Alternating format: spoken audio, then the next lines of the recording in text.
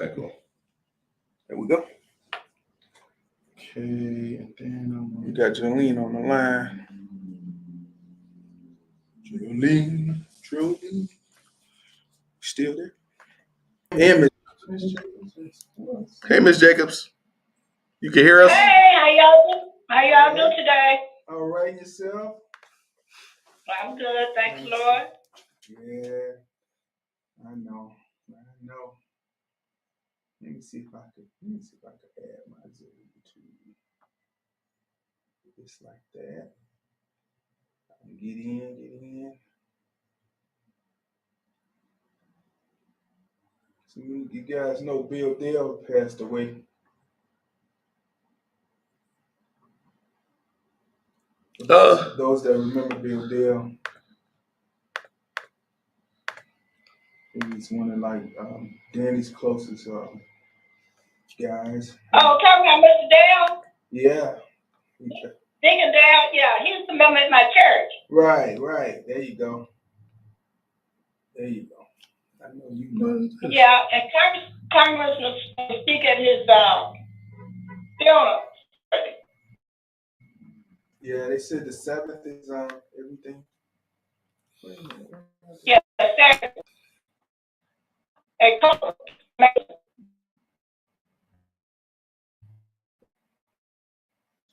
Culver.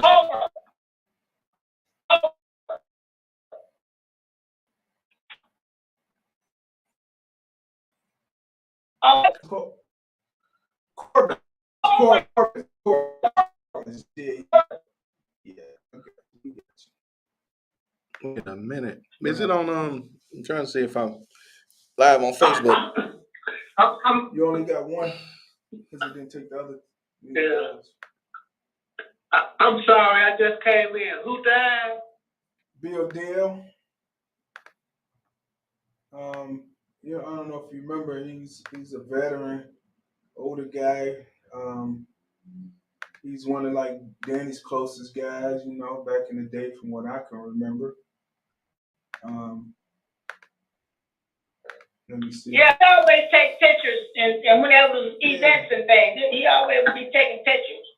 Right. Okay, I'm just trying to make sure that I got the live right. I'm trying. It look like I got it to you. Oh, okay. Is this Northwest Austin Council page? Okay, it looks like I got it. All right, cool. Look like I got it going right. I get rid of this. I need to get rid of this. Just hit the X. Hit the X is gonna kill everything. No, I should be. Yeah, just hit the X. Watch this. Just continue. Hit continue. Got it. Got it. All right, y'all. Sorry about that. I had to get these little things, these little odds and ends together, man. So, what y'all got going on out there? Yeah, this topic of the day is: can Chicago be a safe city, or is it just business as usual? For those And we got Folo Dolo. What up, Folo? Don't know. We got the gang members tuned in today. Let's have a good show. You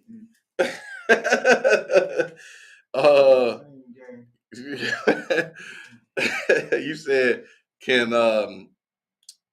will we be able to be safe? Yeah, can Chicago be a safe city, or is it just business as usual? What does that mean, though? Well, business as usual meaning from the time it was created. We've always had gangs, whether it be Al Capone and. Oh, so you said it's the culture there. You saying can the culture of Chicago be reversed? In so many ways, yeah. And the reason I say that, I was saying I had a conversation with a lady yesterday, and she was just casually talking about how her son was murdered, and I thought it was odd in a sense, because I'm like, we have this mentality about crime and safety as if we don't want to put it at the front of our minds. We just kind of carry it in the back of our minds, this person's shot and killed, and and somebody jumped in line and he jumped in front of him, but he jumped in the line or something. And I thought that was just, I'm like, man, it's this casual conversation, but I don't know. No, I mean it's not, but maybe her son was involved in some of those things. Oh yes, it was. It was definitely. It was definitely involved. I mean, well, She kept talking about Capitol Hill. Oh I'm yeah, from yeah. Capitol Hill. I'm from Capitol Oh Hill. yeah, that's where the foes at. Yes, sir. Yes, Lord. I'm like, okay. Folo Dolo may know a little bit something about Capitol Hill. Yes, Lord. I mean, well, you know, I mean, he on the line right now. He on the YouTube. Yeah. Dolo on the YouTube. Well, I'm just saying, it's just wow. We live a life that just crime is not crime. Crime is casual. You know. Yeah, I mean, well, I just because one of my friends was just involved in that. Oh yeah, he said yes sir. Folo Dolo said yes sir. He knew about Capitol Hill, but nah. One of my friends was just involved in the shooting. It was like 111. It was out in Alsip area, 111 off Cicero, and you know this was a place for kids. It was kids play. In fact, that's called. And you know, some cat from Joliet. They said, you know, it was definitely a targeted hit. He got shot 24 times. And then they run inside the place and start shooting inside the place. Kids and everything just scattering everywhere. You know, I mean, these things, you know, they continue to plague our community. And I was just telling, in fact, I was telling her earlier that I was just like, you know what, that's just an American thing. That is American. That's what that is. That's not a Chicago thing. That is an American thing. The unfortunate is, you know, what last week we had a transgender man go into a school and hunt children, you know, and this was kindergarten age kids, and you watch the videos, and this person got, you know, shoot the window in with the AI and walking down the halls like the Terminator, man. I mean, this is American culture. This is the history that we took from England and brought over here, and then we kept it going with slavery, and then we built it on the backs of, you know, the individuals that actually built this country, us. You know what I mean? And we put us through the most heinous crimes that's I mean the most heinous acts that have ever been committed. You know what I mean? Like, this is America. This is just American. That's all this is. Well, But what did one of the FOP guys say? If Brandon win, it was gonna be blood in the streets. Did you guys see that? I mean, yeah, they always saying a little crazy stuff like that. I mean, what you expect?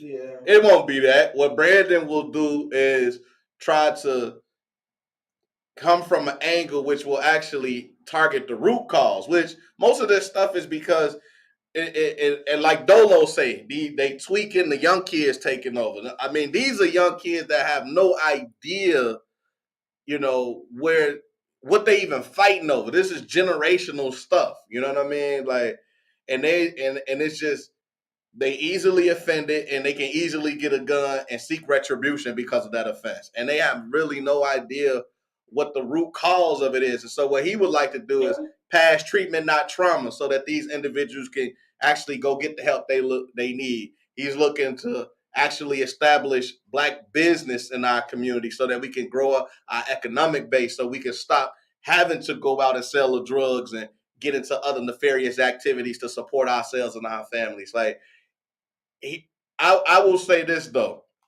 The only thing is, and I say this about this particular race, we brought Maya Lightfoot in because she was the police reformer. There was too many things caught on camera in which the Chicago police brutalized our community. So rightfully so, we needed a response to that. She came in to be that response. And when she came in, we also had Kim Foxx in, and we had a attorney general, and most of these individuals are left leaning and Democrat. And what happened is they started to put things in place to right the wrongs of yesteryear when we was more right leaning and our justice system was not for us. So once they changed the way that those things were, you know, and then on top you had the mayor who's the reformer. So you take away the foot chase policy, you take away Definitely. car chase. The car chase policies. You take away a few of these things, and now you move all the way to the left, and you embolden criminals to get away with this stuff. I mean, they do this stuff right in front of the police.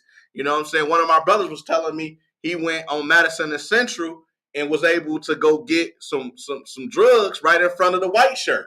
You know, because the weed legal now. I'm just saying, that's what he said. He said he walked right up. He said he looked around like, man, you sure you want to do this right here? You know what I'm saying? Oh man, it's all good. You know what I'm saying? So I mean, this is, and so what they saying is they looking at it like, well, we've already pushed the envelope so far this way left that if Brandon Johnson gets in, it's gonna go even further. You know what I mean? And it's and so now, all you looking at with crime is just a response to the things that we've put in place. I would, man, our country is not moderate anymore. There's no centricism anymore as it relates to our politics. You either way left or you way right. And we can't somehow figure out how to come to the table to negotiate, you know what I mean? Like, this makes sense on all sides. It's like, nah, I want everything. I want the house, the kitchen, the stove. Give me everything, or I don't want nothing. And both sides is like that. And so it actually, politically, our country is in the worst shape it's ever been, period. Can I say something? Yes, sir. You know, I want to say two things. One, the French have a saying, the more things change, the more they stay the same. Yeah. Okay? And I have a friend, they travel a lot, and they just came back from Brazil, and I asked them how was crime there. And they said, like, it's like non-existent. And they say, like, when they travel and people hear they're from America, they think it's scared. The world is afraid of America, especially Chicago, about all of the shootings and the killing that goes on here. But you know what? That's going on all over, not only in Chicago, because I have a family living in Philadelphia. I'm not Philadelphia, Alabama. And I mean, it's going on just as bad down there as it is here. Yeah. And even in Jackson, Mississippi. Yeah. Yeah, all over. All over. Yes, it is. That's really strange that your friend went to Brazil and said Brazil has almost non-existent crime. When Brazil is crazy. It used to be, in the favelas in the hood, you can't even go in the hood. I mean, the police won't even go in the hood. Yeah, they used to kill the kids. They would shoot the kids in the street, right? So what changed? Did they get rid of all the shanty towns, the favela? They call it the favelas, the hood. Yeah, and all the black people live in the mountains. Right. They got rid of that? No, they still have it. I mean, black people live in the mountains, but it's not. And the president, he was like Trump, and they got rid of him. I think he's in Florida now. Yeah, he wanted to get up and go where Trump was. Yeah, Trump has an extra room. Man, what I know here for us, if we just give reparations, I think we'll be straight. Yes, yeah, I know. I agree. I know we're going to give them back. Okay, hear me out. We're going to give them back. It's okay. We're going to give the money right back. But a lot of us understand how to take that money and to grow it so that for our future generations, they'll be straight.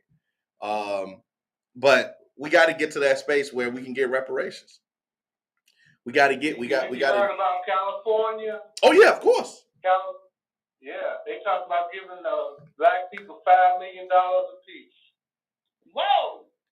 Yeah. Time to move, right? Right. That's Right. it's time to move. Yes, Lord. You probably won't be able to buy a house there, but right. $5 million. But they're talking about that now as we speak. Yeah. Who would ever think that it would take a suitcase full of money to buy a house? I mean, more than a suitcase full of money now. But it's back to the crime. It's just hard to believe that Brazil, which they have a what is it called? A world wide known factor that they don't treat children. Children are the lowest on the totem pole. And if you were the blacks of Brazil or the people that live in what's known as the favelas, they're the ones that's treated the worst. And the cops seldom go into the favelas. They don't want to go in there because it's just too dangerous and it's hard to patrol. But if they say they got it under control, that's a new one. Maybe because they had wasn't the Olympics there once just recently? Yeah, the Olympics was there. Yeah, Rio's. No, I don't think. Yep. No, I don't think this mosaic. I'm not sure about that Brazil thing. Brazil is still bad. Brazil is bad. You ain't like if you watch it, you can go watch a documentary made this year, a few months ago. Brazil is horrible. Yeah. What you call them again, Steve? The villas, the little area. They call it favelas. Favelas. The favelas. They have like cable wires hanging down. Like you gotta crawl under the what like. And I think it was so bad that didn't they cancel the Olympics in Brazil? I thought they did. I could have sworn, but I think they, because Mike Phelps. Touching on the crime, I look at it like this. As far as crime, especially in Chicago, when you cut the heads off a serpent, other heads will come, not figuratively. You got to look at it. When you take down a head of an organization, you kill the structure. And then you got and then when they killed the projects, a lot of people and families went to multiple places. And so when you displace these gang members, you're going to put them somewhere else. And then the crime, everybody going to be their own boss of their own block. And then it was the same thing that happened in Afghanistan. We were in Afghanistan for all of these years, and we was in Iraq for all these years. You took down the leaders in Afghanistan, the leaders in Iraq, and now you have different factions of different gangs. This is all over America, all over the world. So, when you dealing with crime and criminals, they need to start doing it in a strategic way. You feel me? And they don't do it in a strategic way, and that's why when you cut the head off the serpent and you get multiple gang leaders popping up, that's just what's gonna happen. Well, somebody today said if they bring back the draft, all these young people get in line because they ain't got no other choice. You're getting drafted, and you want to carry guns. I 100% agree, Steve. I think everyone. I agree. Yeah, I agree. I think everybody should have to do 4 years in the military. Everybody you should have to do now your 4 years, and I think your 4 years either should be during high school or college. One of those 2 years, not afterwards, but during that 12 year of you going to school. I think you should be forced to do some military participation, and I think it should either be during high school or during college. I say high school because then when you go to college, you're more disciplined. You feel me? I think everybody across America should turn into a military country. We should have tanks, military convoys, always. I believe that. Yeah, they used to draft. Man, Tony, that's into a police state for real. Going to jail or going to Vietnam.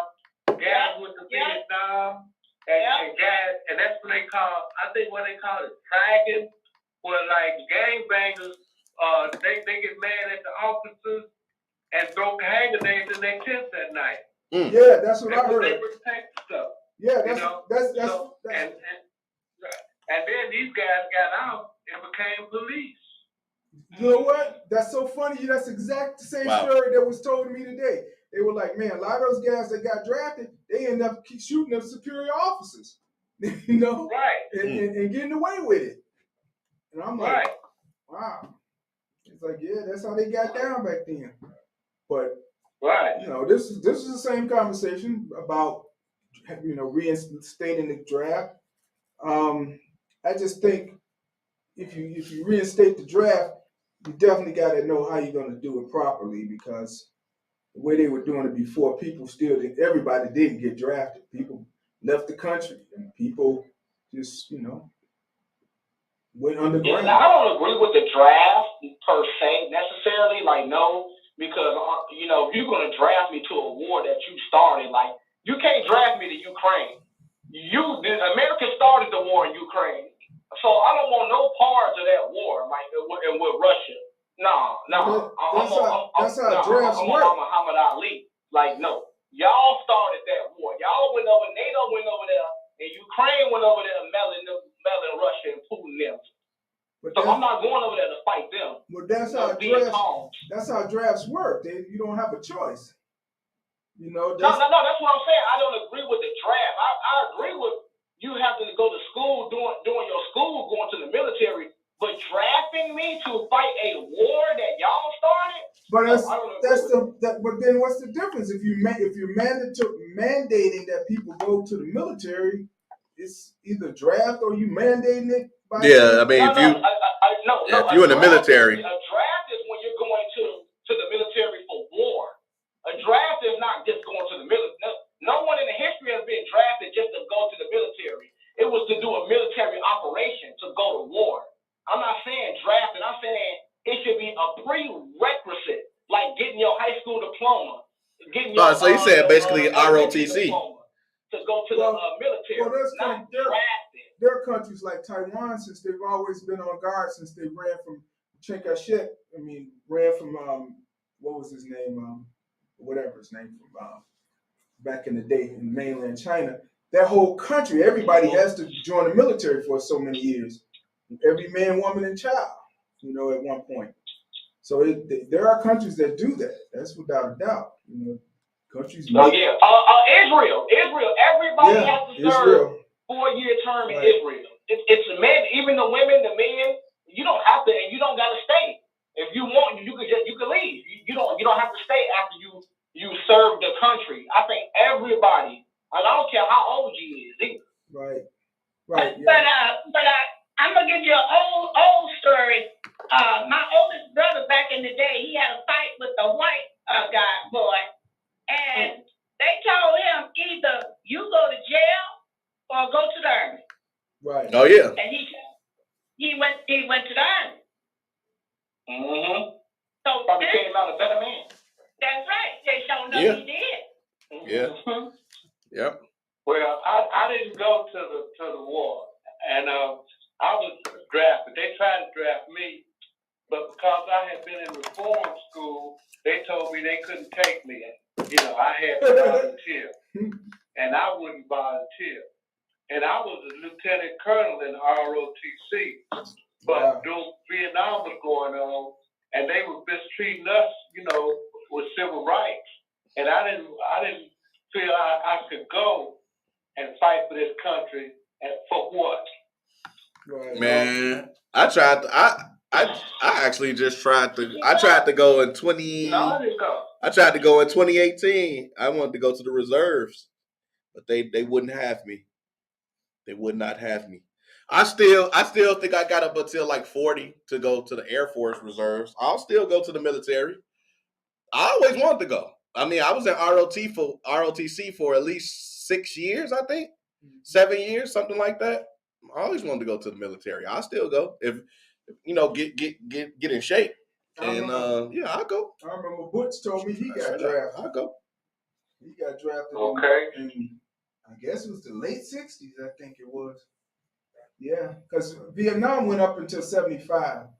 My record. What somebody told me? They said, the white folks got it and they understand this military thing, because what they'll do is they're similar to what my brother was saying, where they go, he was saying everybody should be mandated. What the white folks do, they'll go get their education first, because then they have to be in leadership. Officers. They become officers, and then they go do their little quick 2 or 4 years as officers, get that little money, be able to get the perks that come with it, then come on to the crib. I'm like, man, I wish somebody would have broke it down to me like that, because I sure would have been. I'd have pulled that. That's why today we don't have a draft. I'd have pulled that. Yes, sir. So many people signed up for educational loans that Right. they had signed away, that they had waived their right not to be called up as an enlisted person Okay, when yeah. there were things going on. That's why you have so many what they call National Guardsmen. I used to think the National Guards were people that were like state people. Yeah. No, these National Guards are literally military personnel that can be deployed anywhere. They don't, not just in. I used to think they were just for your state. Oh yeah, no. That's what happened in the Gulf War. Yeah. The Desert Storm. All of those. That's what they did. They didn't look around and say, "Well, let's get a draft." It was like, we got a lot of people who owe us money. I mean, that's one of the things. One of the things that lost Richard Boykin. Part of the reason why he lost, other than some of the other stuff that was in the background, is he wanted to bring the military here, the National Guard here, especially to help combat crime. Same thing Donald Trump wanted to do. So we talk about crime being out of control, and we have devices that could actually be helpful. I mean, is it wise to bring the military here to help with our criminal issues? Well, I think they should bring Job Corps back for these young teenagers carjacking and doing all this sort of stuff.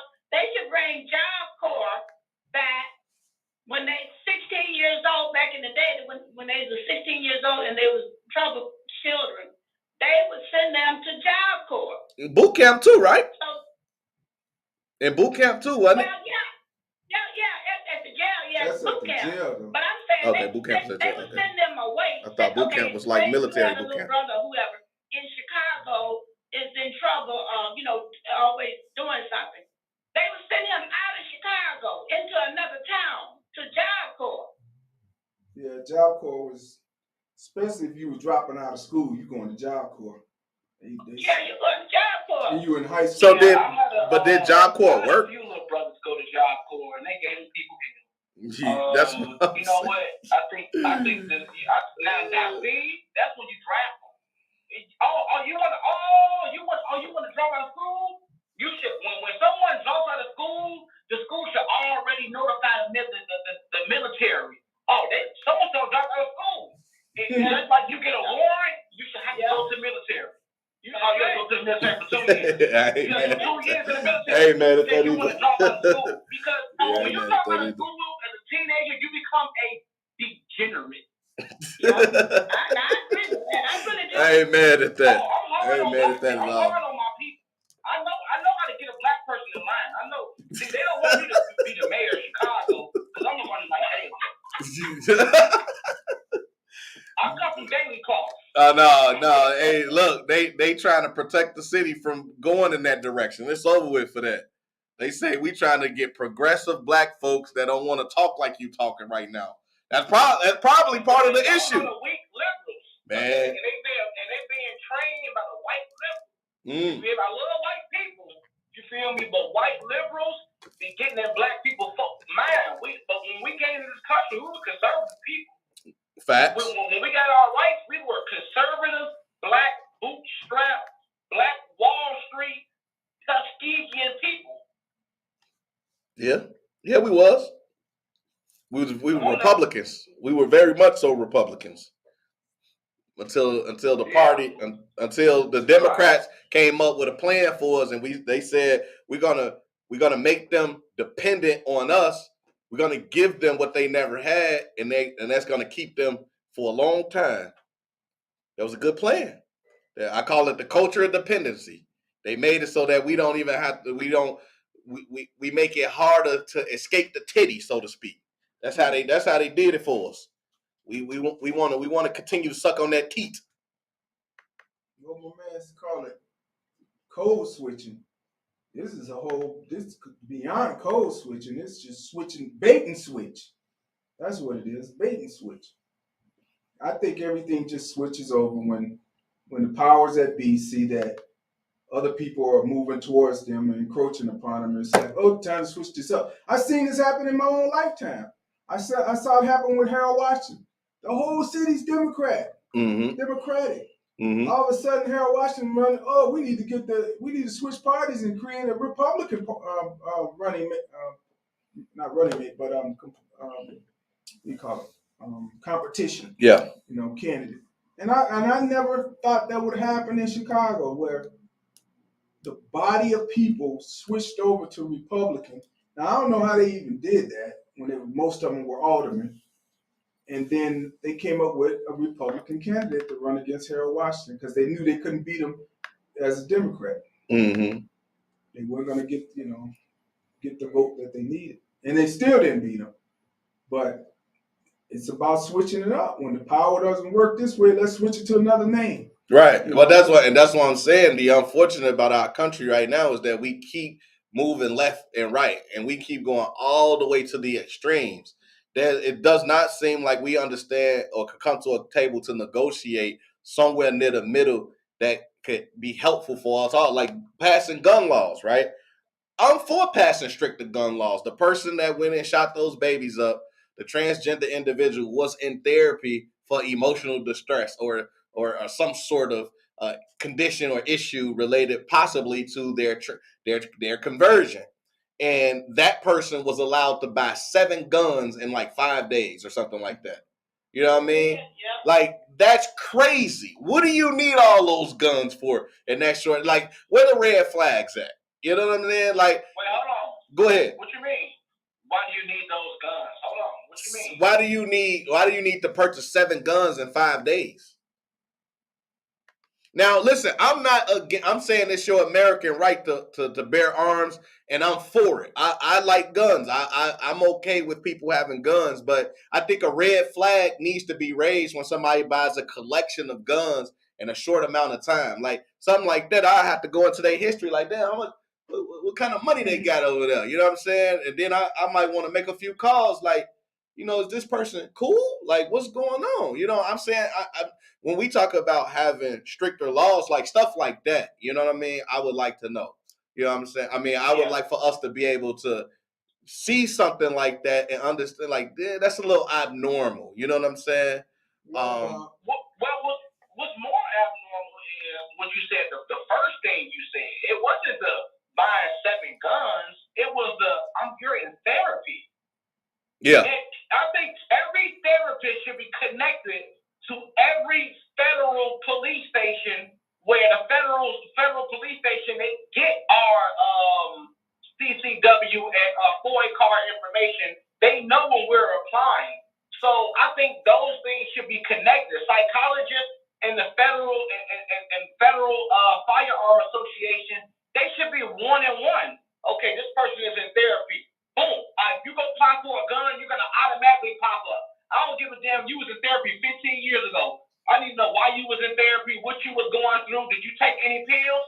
You can't get no gun. So I think the therapy thing is the most important. But you know what? Especially if you're a transgender person. But this is the same. In Chicago, you can't buy a gun, period. Well, you can get guns in Chicago. It's gonna take some time. Oh yeah, it's gonna You didn't buy them in Chicago. Oh no. Oh no. He right. No. You're not buying no guns in Chicago. He right about that. You're right. No, he right. Yep. It's facts. It's facts. Let me say this. The same idea goes for driving a car, right? If you drive a car, you most likely gonna get a ticket and penalized because you got a driver's license. If you don't have a driver's license, then what happened to those people? They don't do nothing to them. So again, if you're going to therapy, you're gonna have a net that's gonna catch people. But what about the people that just snap off? That ain't in no therapy. That's never even thinking about going to a therapist. How do you catch? Those are the more volatile ones, right? No, it's the ones that go to therapy, Steve. It's always the ones that been in therapy, the ones that couldn't get no girlfriend, the ones that was bullied. It was always them. Ain't no same person really going out to go do that. That's the person, man. That's the people that's going to therapy. I'm saying that's the people that's, transgender. It's them people. But I'm saying transgenders go to therapy. I'm saying people that don't have the means to go to therapy or don't have the ability in their mind to go to therapy or the strength to go to therapy, and they just snap off. They snap. Right. So if you look at all the school shootings, most of the people were in therapy. So I'm just going off the data. Most of the people who wasn't in therapy, and I don't think the Columbine guys were in therapy at all. You feel me? I don't think they was in therapy at all. But a lot of times the FBI, they get these warnings, they just not doing their due diligence. Right. There should be a department looking at a department strictly for school students, especially the ones in states where you can get a gun a little bit earlier. It should be more resources there. They not putting them. They just want to ban all guns. Right. Yeah. No. Right. Assault rifles. Right. No, forget that. Right. That's what I'm saying. So what I'm saying is, this is the problem with politics in this country, is that the reason why nothing's happened is because we fighting in at very opposite ends of the spectrum, and nobody's coming closer to the center. Like, where's the people coming to the table that can have ideas like, okay, what would common sense gun legislation look like? Okay, if you buy 7 guns in 5 days, red flag, easily, boom. We got to go start checking some things. If you, like you say, if you've attended therapy, let's do a little search to see exactly what you in therapy for. If it's definitely for something emotionally related, yeah, you probably shouldn't get one. Not right now. We'll check back with you in a month or 2 or 6 months or some down the line, but not right now. You know what I'm saying? Like, we got to start to really put something in place that actually can start to hopefully alleviate the situation, because as it exists right now, you got 2 opposite ends of the spectrum. A lot of the conservative guys, they on the NRA side, we're not doing anything. A lot of people on the left side, they like, man, we just want to ban assault rifles altogether. And it's like, nah, like, there's no center. Ain't no center, man. And that's almost in everything across this country. Like, man, you go to Florida, they want to ban books about history.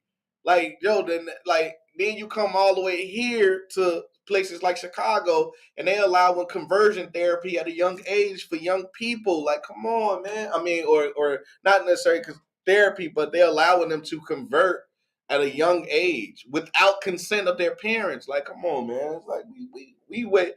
Some of this stuff is just like, bruh, what we doing? What are we doing? Look at the abortion overturn.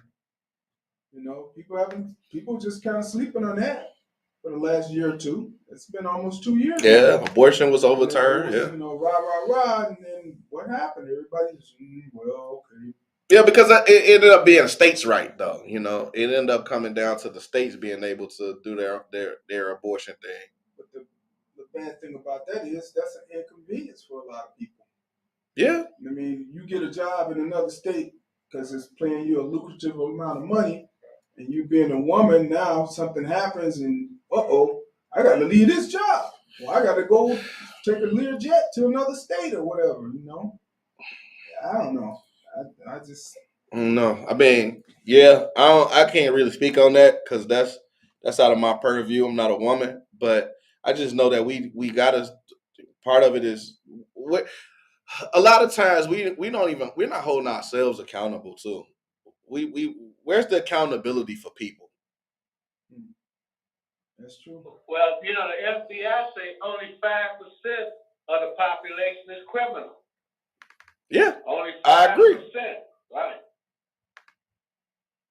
Well, I think that's a big percentage. Because we 5%. Well, because the way we see everything so much, you know. Yeah.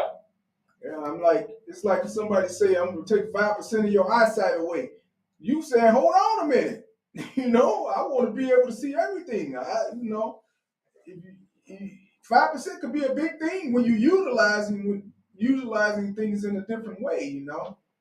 And you see, and you're the ones right amongst the 5%. That's where it becomes critical. But you know, another topic was voting. I was talking to Barry this week, and Barry said to me, he thinks that voting should be made mandated. In other words, if you don't vote, you should be penalized by paying a fine. And I'm thinking, we can't get people to vote as it is. So if you talking about penalize them, I think they're going to really lose it. And he said that there are 20 countries in the world that already do that. And I said, name one. He said, one was Australia. And I'm thinking, Australia is doing that to kind of boost their white population to vote. Because I'm almost sure they're not allowing the Aboriginal people to vote. And they wouldn't want them to come out in numbers and vote, because that means it could be totally against the white people there that colonized the area. So, yeah, I would disagree. I don't think we should be penalized because we don't vote, because you can have two parties, right? And, you know, you can have an argument of one of the parties to be lesser of the two evils, but if they're both evil and it don't sit well with you to vote for them, you shouldn't be penalized. You feel me? You not voting is more, you know, and a lot of times it's like it's only been white being in power. So, you know, you're forcing blacks and Mexicans and other people who don't identify with these faces to vote. It's like, no, some of them don't want to vote because they don't identify with it. You know what I'm saying? Like, I don't identify with, a lot of people don't identify with Trump and Bush and Eisenhower and all these other people. So what he's saying, a lot of people, go ahead. So what he's saying is you should be taxed. You need to pay your tax. I agree. You know, black people died for the right to vote. And having the right to vote is why we got a black man running for the mayor now. I think people should be made to vote. That's all right. I like that time. Yeah, but not every black person. It was more black people that didn't die for the right to vote than did die. So only because a small few died, they died for our right to vote. Yeah. The right to vote, not the, so we don't have to vote. You feel me? And if they were here today, they probably wouldn't see a lot of people to vote for. Yeah, back then, cool. But there's a lot of people who don't want to vote because who you voting for? And if you black and you voted for Biden, then you ain't for your people. You are an enemy. You know, I think that. Go ahead, Ms. Jacobs. I heard back in the day, now I don't know how true this was. Back in the day, they said if you didn't vote, you couldn't get a job in the city. Okay. Now this was something was told to me way back, y'all.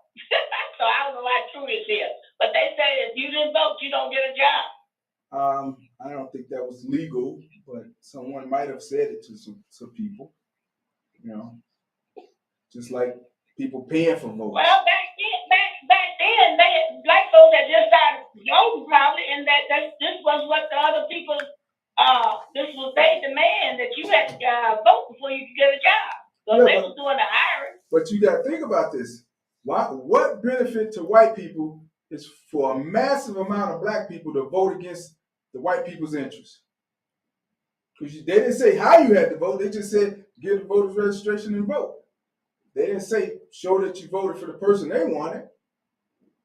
Right. So you know that's why it's kind of hard to believe that you don't get a job unless you vote. I think. Well, I said that was back in the day. Now I didn't say it was true. This was just told to me. Now but I'm saying the likelihood to tell people to do that and not being able to tell them how you want them to vote, then that's really, you know. Now I do know. I was told that they paid black people to vote. I heard my wife's grandparents. Man, look. You heard that's going on now. So what? Man, all you gotta do is play the percolator and have some chicken for us when we come out that voting booth, and we can get that chicken in exchange for our voting sticker. Percolating and twerking. That's how we gotta do it, man. Give us a couple bottles, maybe stand at the door, say, here go your chicken and your Henny for voting. Thank you, sir. You did it. You might get a few people to show up. For real. I ain't lying to you though, cause I mean, listen, look, you stand at that door, have some Jordans and some Hennessy, and just say, in exchange for you bringing your I voted ticket out, you can get either one of these or both of them, and you will have an influx of us coming out. Oh wow! Oh yeah, blacks will come out for that. That's for sure. Hey man, listen, that's just what the truth of the matter is. This is Michael Jordan. Oh, yeah. This is what we spend our money at. It's what we spend our money at. So you know. And weave for the women. You get the weave and the wig. Oh my God! What? What? Man, look. You know, everybody should read The Miseducation of the Negro again. Yeah. I know you read it before. Read it again. Mm-hmm. Barbara Hopkins said the Lincoln Challenge is a military school for dropouts. They send them to the military. You get a high school diploma. She said that. That's in regards to what was spoken of earlier. But hey, something's got to be in line with a process, a plan. But all right, going back to the voting piece though. Seriously, well, I was saying, so several people have asked me how does it feel to be an elected official, and I told them I don't know yet because I really didn't get a chance to celebrate the win, so to speak. I haven't done anything. One was because the day that would have been the day would have won, which is February 28th, we were in limbo because all the votes weren't counted up. It took an additional 2 weeks to really get all the votes, right? And I didn't know how that process would go. I was 200 votes over the next person, so I could have assumed that I had won, but I was like, well, who knows how many votes might get swayed, you know? And so, you know, it really tamped down the celebratory aspects that comes with seeing that you won. And so I still haven't done anything. But to that point, there are a lot of people who have said, I voted for you, or it feels good to have somebody that I know that has been doing the work and a friendly, good face in there. And that is one of that's what we need more of. And that's how we can get people to go out and vote. We actually need people that's from these communities, that blood, sweat, and tears in them, that actually know the circumstances and have good ideas for how to move the community past where it currently is. And until we start to get those people, then people won't want to vote, because you are more like, even when I was out on the trail and I was seeing people from high school, you know, I don't know if they voted, but they were more excited to go vote for me because they know who I am. They know where I come from, and I come from right here. And they were happy to see somebody that they know actually on that ballot. You know what I'm saying? And like I got, now to that end, I got so many messages from people that saw my signs, like, yo, I see your signs. Like, they was going crazy sending me my signs. Like, man, I'm just so happy to see somebody I know doing this. If I, you know, some of these people didn't live here. They said, if I could vote for you, I would. We need more of that. We need people that's doing the work, that other people know that's good people. We need good representatives. That's part of it, man. We be putting some shiesty ass people in position, and we know they shiesty. DeAndre, to your point, now when you run for something else in a couple of years, and whoever you run against, and you got the media pitting y'all against each other, y'all throwing stuff out every time you look up, it's an ad about this, it's an ad about that, and it becomes this boxing match. People become not only tired, but they get sick of seeing it. That's a fact, though. Oh, this dirt on this person. That's a fact. It becomes like, look, I don't want nothing to do with none of that. That's a fact. And people get discouraged. Listen, I was at the West Side Men's event, and we had a political consultant there, and he said, you know, he talked about whether the West Side might win regardless of who gets elected. And he said, and I always say the same thing, no. He said no, because it don't matter who's in there, because again, how we typically tend to do is we stop when we put the person in there. We have no other plans for them. We have no ideas of what they should do to help us better the community for ourselves. We just give them the position and expect them to do everything for us. So he said, no, nothing's going to change. And then he said, and then when you look at the race itself, nobody's saying anything. That race is full of a bunch of nothing. He's talking about the mayoral race. And I had to chime in. I had to talk about the 29th ward race. I said, man, every time I go on these guys fighting each other. Internally, we call it a dick pulling contest, man. We like, come on, man. Like, ain't nobody told us what they gonna do for the 29th ward, though. That's all I'm saying. Just like the mayoral, like where is the things that y'all are gonna actually do? It's just like, and nobody's really bringing that to the forefront. All of this race that on the mayoral side is about is about race. Clearly made it about race, Democrat versus Republican. That's all I know about the whole thing, you know. And then for where I live, close to home, the 29th ward, that's like mudslinging. Like, I know who ain't paid their taxes. I know who done beat up a woman. It's like, come on, G. What are y'all gonna do for the people, man? Like, man, nah. Okay, man. So let me ask you a question. You know, and I still kind of you frame with the before what you said. You said someone asked you how does it feel right to be a political figure now, yeah. right? So I would like you to answer that question, and then also I hear you saying what are these people going to do for the boom out the bam, but since you've been in office and people have elected you right to be their ambassador, right, what have you done for us? What have you done for us since you've been in office? We elected you, we promoted you. What have you done for us since then? And how does it feel to be a political candidate? Because that's what you are. Right. So starting backwards. Technically, I'm not elected to May 2nd. So, like, only thing I've been doing to this point is letting people know that I'm actually their elect. So I can't do anything until then. But what I have been doing is what I intended to do, which is kind of ideate. Like, how do and to that end, I've sat down with the commander already, and I've sat down with some community organizers from CPD to think and strategize. Okay, and I've also taken on the role of organizer or community engagement person for our district council. So I'm gonna be charged with informing the community and organizing them for our meetings and stuff like that. So I've thought about how do I reach people, right? Which is creating like a monthly newsletter and or possibly creating some sort of app or something that can allow them to communicate with me while also putting in anonymous public safety concerns, because that's one of the biggest challenges for the seniors. As I was going around, the other thing is I'm going back to those same meetings I was going to. So I've already set up a meeting with the Senior Satellite Center so I can go and let them know that I'm their elected and they can get my number.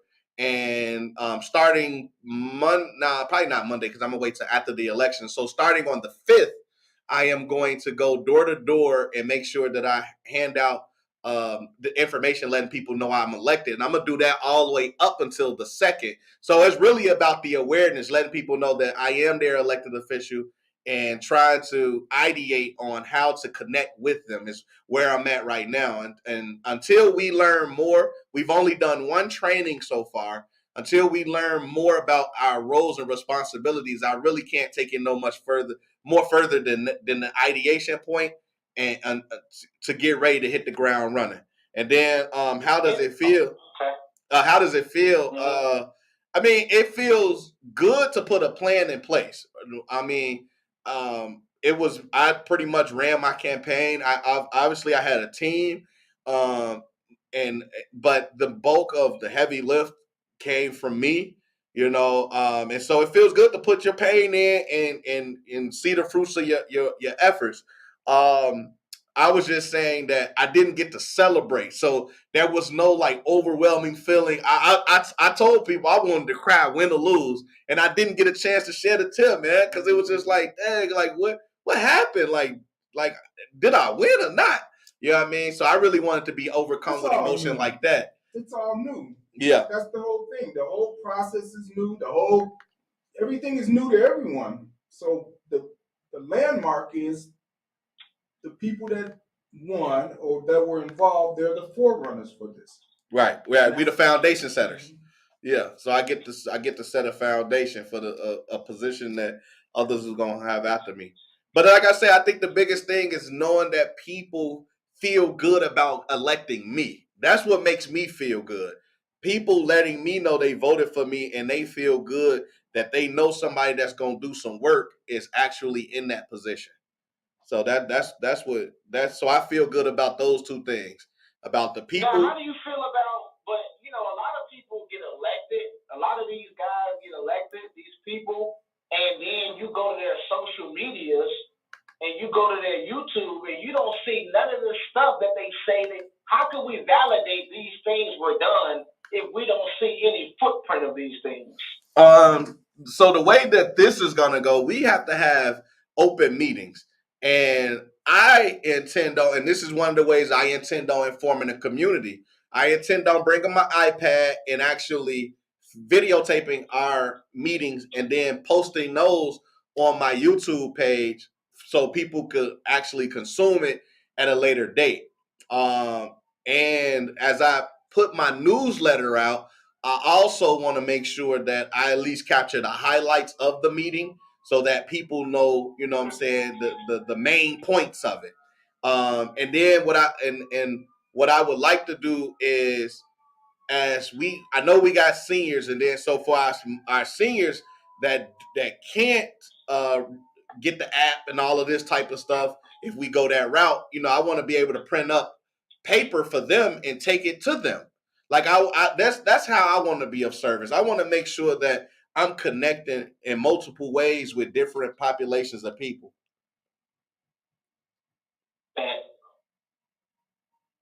Yeah, I would like to say something. They talk about crime and they talk about the people who are committing the crime, and I think that's right. But another thing is that police who don't do anything. And you all know, you call the police, they be slow in coming, or they don't come at all. Yeah. The police are lazy. They need to make them do their job. And their job ain't just arresting people. It's investigating and finding out who did it and something like that. You know what? That's a real issue, especially in our community. And that's what they create these whole district councils for.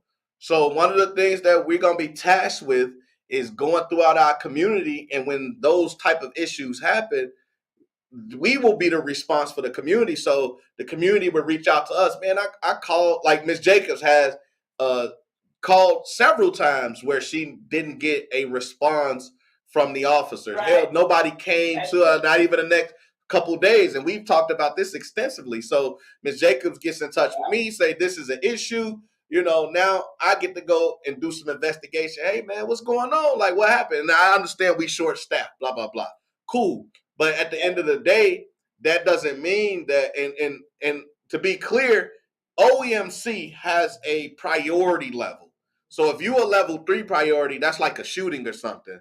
A level 2 might be like an assault or something where no weapons are present. And level 1 might just be a typical domestic disturbance. So let's say level 1 is what Ms. Jacobs is calling on. And it's backed up because they short-staffed, and level 3 and level 2 is really what's taking place at that particular time. They're not going to respond to Ms. Jacobs until they're available. That's just how it goes. But that doesn't mean that they don't follow up with Ms. Jacobs to see if this is a chronic issue for her and something that could be stopped with via tickets or something to kind of be more proactive, right? And then to take it a step further, let's say these type of things happening all across the city. So as district council members, now we come together as an entire group and say, this is something that is plaguing not only the west side, but the south side, north side, XYZ. And we think there might need to be some policy. So what that policy could possibly look like is that if there's a level 1 issue that you can't respond to, the police officers have to respond to that person that made that call within the next 48 hours or something, so that person can tell them what the particular issue is and maybe give them some other information that they didn't have. Maybe this is something that happens once every Friday at 6 p.m., all that type of stuff, so that they can start to circumvent and prevent that when they are available. I don't know, but that's just a thought that I'm just saying, throwing it out there. DeAndre.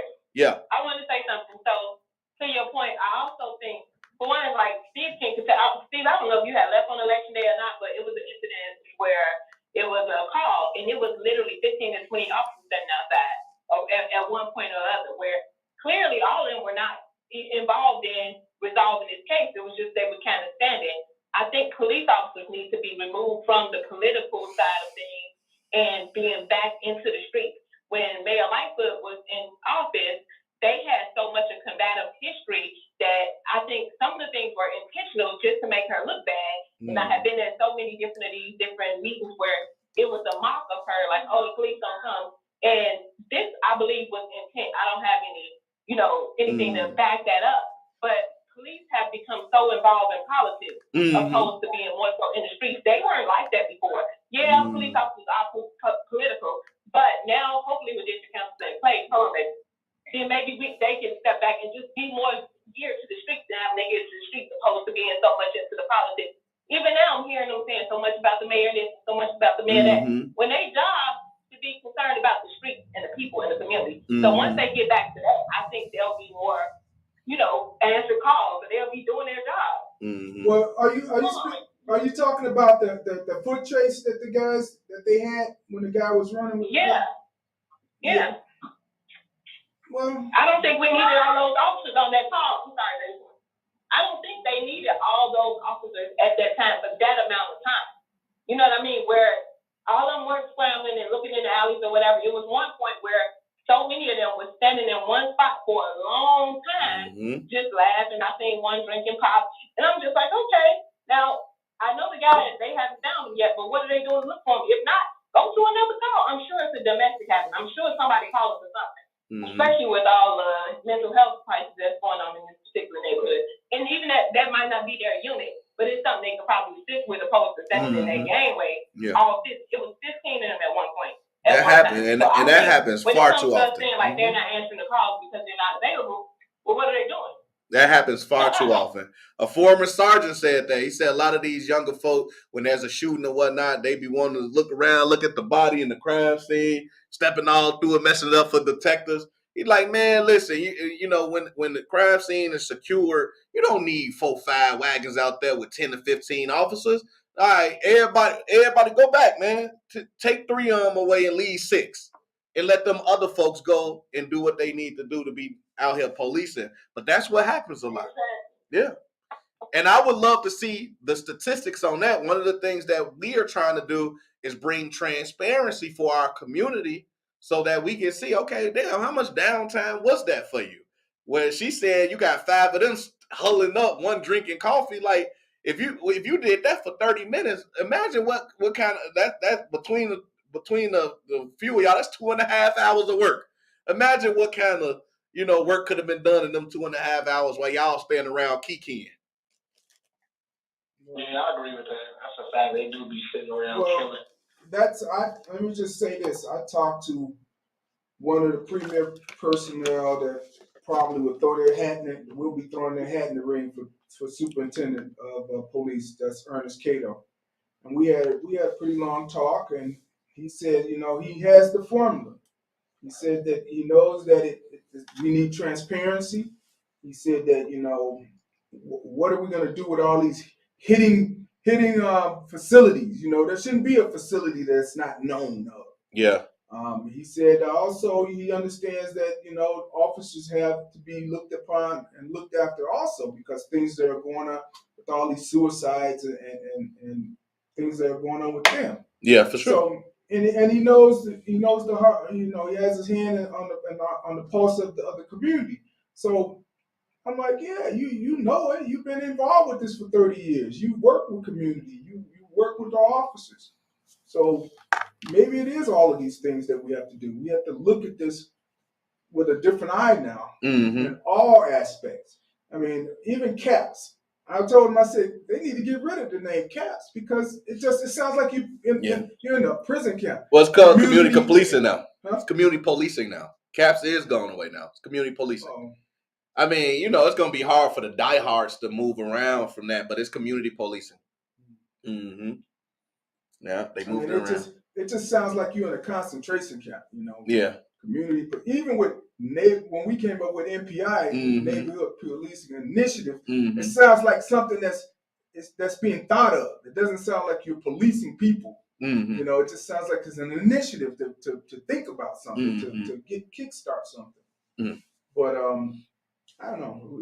There's a lot to be looked at. And we have to really, really dig deep as people that are affected. And how we want things to really be.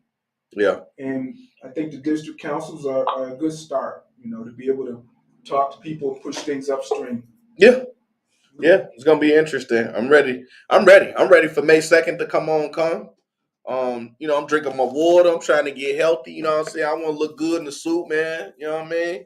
I don't like my belly hanging over my belt, man. It don't feel good. It don't look good. You know what I mean? I want to be tight and right. You feel? I need people to be like, oh, is that the district councilman? Yes, Lord. Well, although that's already wrapped up, we still, like you said, looking at the mayoral, which is going to be a big thing for everyone. And then we do have these local races. So the next couple of days are going to be pretty intense.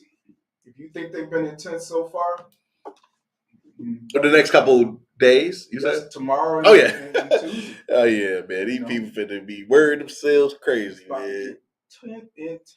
Oh man.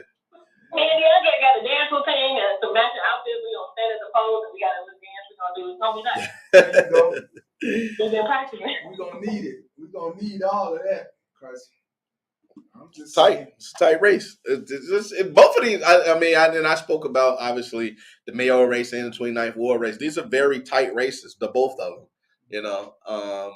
And I'm looking forward. I've already voted. I voted. You know what I'm saying. So I did my due diligence already. So I hope my candidates, both of them, are winners. You know. So I'm looking forward to it. But yeah, it's gonna be an interesting thing, man. It's just like I said. I think politics has always been a turnoff to me too, because of this what we've been getting, man. You know, it's really difficult for me to think about. Like I'm gonna give you an example, right? And I don't care. I always share stuff because I just want to see it for our community. I would love for an alderman to look at community building, right? Because you'll ask, okay, well, how do you connect people, right? And they'll say, you get the same also ran answers. You could just gotta talk with people. You communicate. That's how you relate. And for me, in my mind, I would love to hear somebody say, let's build more third places, right?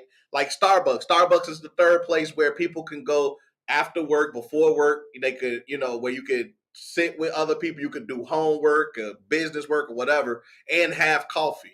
I would love to see more third places in our community. And what is that? I would like to see more delis and cafes where we can do just that.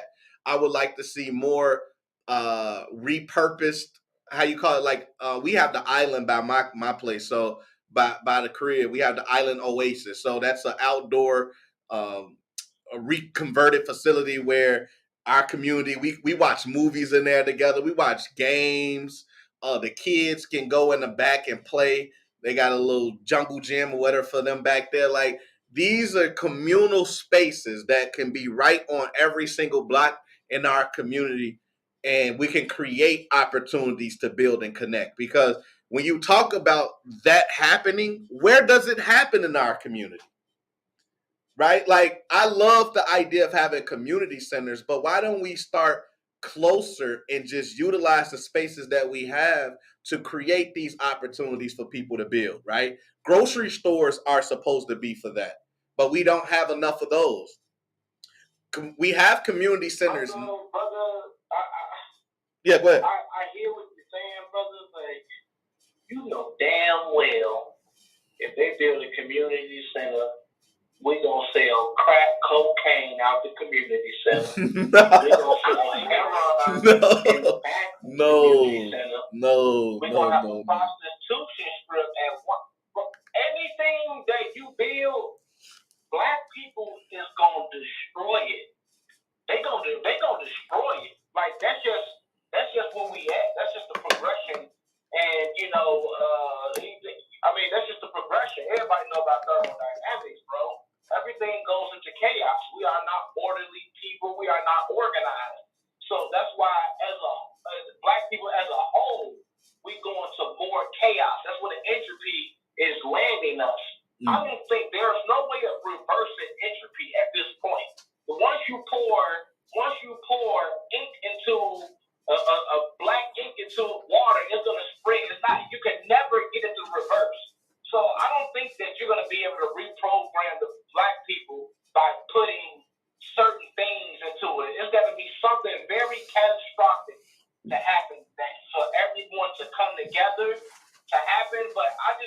thinking, and I've never in my life thought a politician was a person of good or a person of virtue. Like, we got these real stoic ways of thinking about politics. I've never in my life looked at a politician like, we gonna do something for us. Maybe Obama, yeah. But what politician have you seen, Steve, that you admired and you was like, they gonna do something for us? And then they did. That would have been Bill Clinton. Never heard of. Bill Clinton and Harold Washington. No, just Obama. Okay, Gus Savage used to be the congressman. Okay, and he was like the kind of person you would talk about having. What about Ben Lewis? He was an alderman. What did they do? Good politicians. What about Harold Washington? What did they do? They both did a lot of good things. Like what? I'm talking about great things that change black people more forward. Not giving away free turkeys. Google Gus Savage. I'll do that, but can you tell me what he did? He stood up for black people in Congress. That ain't good enough. Google Gus Savage. Yeah, see, no, he ain't do much. You don't think Harold Washington did much?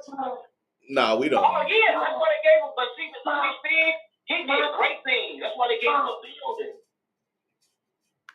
That's why he got a library downtown. So, yeah, him. You don't think Bill Clinton did a lot? Man, Bill Clinton was out there. He was being managed. I don't think Bill Clinton did too much. He wasn't being no more managed than you, right? No, I don't think he did too much. He brought out 3 strikes. Huh? Well, yeah, you said that. So we never come together. Like we come together. Unfortunately, like when somebody died, one of our people died, and police, and we march and we protest. So what do you think? You said nothing catastrophic good happens when we come together. So no, I said in order for us to come together, something catastrophic needs to happen. What do you recommend though? Because we come together. It's just unfortunately on the heels of a death, or if we feel like someone has wronged us. So no, even then we don't come together. Come on now, you already know when a death happens, we come together, and that's when we start fighting with. Well, that's when the families fight the most at funerals. No, I mean like in the country, like when George Floyd died, the whole country we was in solidarity at one point or another. There was a time where we all came together and we felt the emotion like. It was a sad time, but But what can we do? What do you feel like we can do on the flip side of it when we come together? The last time everyone came together was 9/11. That's when I really felt it. When 9/11 happened, everybody was together for real.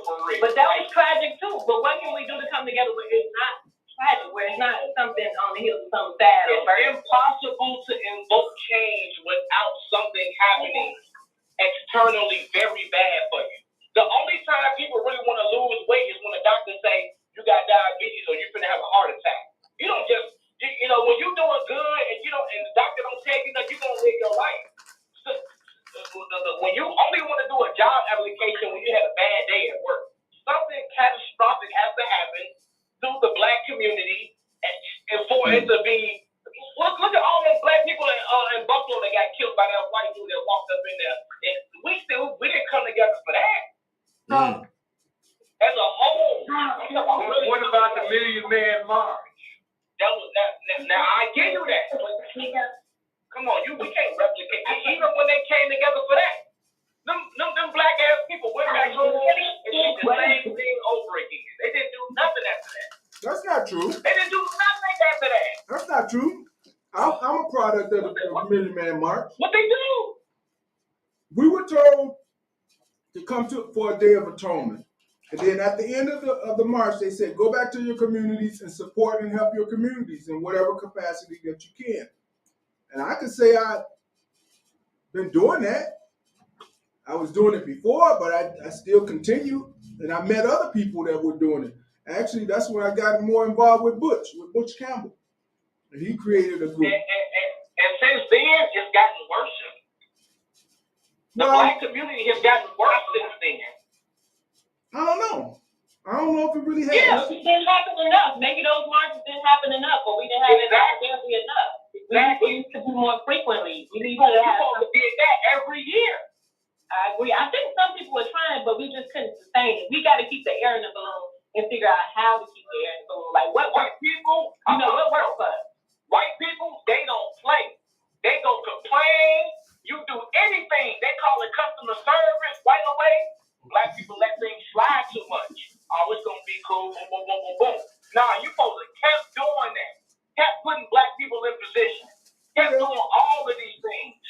The only person who was really doing that, really Malcolm X and the Nation of Islam. They was the only one really standing on business, but they failed too. But we just not consistent and we're not organized. Now that's the key word. Now that's the key word. That's the key word. Facts. That's the key right there. We write you in for mayor. No lie, we put you in as writing for mayor. I get it right. I know. We put you in the writing. I was like, yep, I put you in the writing. I'm like, I'm gonna write no bag in. Can I give you all something on a good note about some of our black men and a couple of black women? Yes, ma'am. Last Wednesday, I met 16 black men at Freeman Seating for a job. I registered my program. I went and I met them there. Each one did their application. They will be called to go to work. That's why your organization is called Get to Work. I said that's why your organization called Get to Work. And speaking of, I went to the Block Club fair yesterday, and I gave a young man, a guy, your number. So expect a call tomorrow. Okay, that's good. But yeah, I'm sorry. I'm just saying, that's on a good note for our black people. Now, that is good. Because that's up to them now. When they be called, that's up to them if they don't go to work. But I met them there at Freeman. I stayed with them until they finished. And I wanted to know what their interview was about. Did they have a good interview? Whatever. I waited for them. And so this is the information that I got. They will be called and they're going to get hired. Oh, no, that's real good. Yeah. That should be documented. And plus, let me say, I had 3 guys came from the south side, 80-some-hundred south, came all the way to the west side to me. And we went to Freeman City. Now, that's what I'm saying on the good note with us black folks. Mm-hmm. Did you take your guys to streets and sanitation too? Because they're hiring. No, I don't have a, don't collaborate with them. Okay. I can tell people to go there. But I'm just saying, this is on the good note of us black people. This is a start. And I feel good about this. In the community. And even out of the community. From out south, like I say. Those people that heard about me from out south, they came all the way over here. Who are you? I'm saying. Right. But they said, my name is out there. Yeah, hey, Miss Jacobs. My brother-in-law, Willie, he talks about you all the time, Miss Jacobs. I'm sending everybody to you, Miss Jacobs. You get more done than you get more done than anybody else that I know from large organizations. You done sent so many people to work, and I know because I used to drive the van. Yeah. That's right. You know what, DeAndre, you know. Oh yeah, I can vouch for you. Oh yeah, they got to start paying you now. No. Somebody said. See, that's what you're right. Right. But see, you doing all this. You getting black men off the street. These guys probably become millionaires down the line. We don't know because if you gave them a job, you feel me? But nobody compensated. You should be compensated for that. Well, you're right. I do. They should, but I haven't got anything from Freeman. Hopefully, I'm praying and hoping that they would come through. Well, they got to come through now. Who? These people you work for. No, I work for myself. Oh, okay. That would be. Are you doing organization? Yeah, that's my organization. Get to work. It's a black organization, right? Oh, okay, bet. Okay. So we had somebody that chimed in on the YouTube that was talking about Bill Clinton, because I know Steve was saying Bill Clinton had did a few things for the community, and she say, hold on, you talking about the husband or the wife that called black men super predators, the man that had a hand in fueling mass incarceration? Like I think we definitely romanticized Bill Clinton, and we brought in the three cycles, didn't he?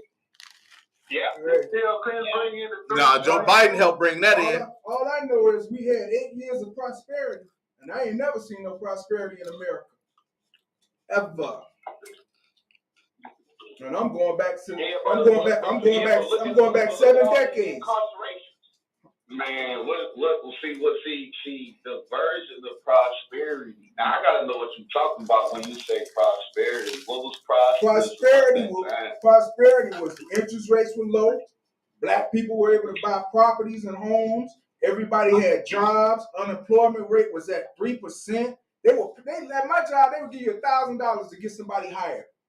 And if they stayed 90 days, you got $1,000. As soon as 2000 hit, we got what was his name? George Bush Jr.